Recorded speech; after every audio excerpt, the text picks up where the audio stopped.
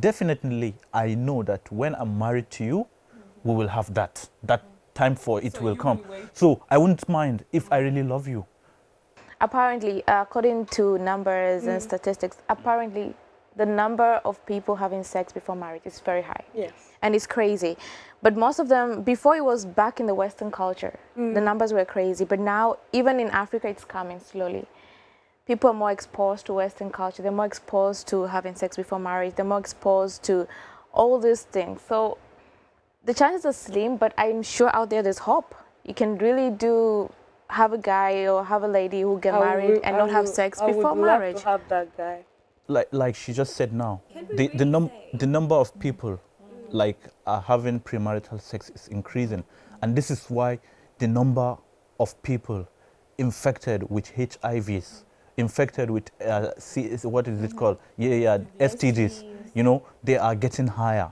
I think it's necessary here. I just want to jump in a little bit. Elizabeth, what you were saying wasn't so much having sex with everyone, just openly and widely having sex. I think, and you can specify this a little bit more, but I think what you were saying was having sex before marriage within in the boundaries of a relationship, in the boundaries of a committed relationship, is quite different. Let me take you back. She said something that you might have a boyfriend, you love him, he loves you, and at the end of the day you break up. You will definitely go for another person. But marriages end too. And marriages end in divorce all the time. She said something that you may break up, and breaking up is easier than getting divorced. It's easier. A girl can have maybe more than 10 boyfriends before she gets married, and she might love all of them. And what if you wait, you be faithful until you get married, and after you realize some big problems. For man, maybe man cannot function, okay, and for woman. Also, we have our own problems. Issues, exactly. We cannot conceive. Well, this, you know, in every problem always has a solution.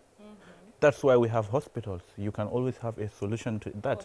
But who doesn't function? Well, yeah, there are so many cases like that. People don't function, but at the end of the day, you know, they try to find, you know, some remedies for that.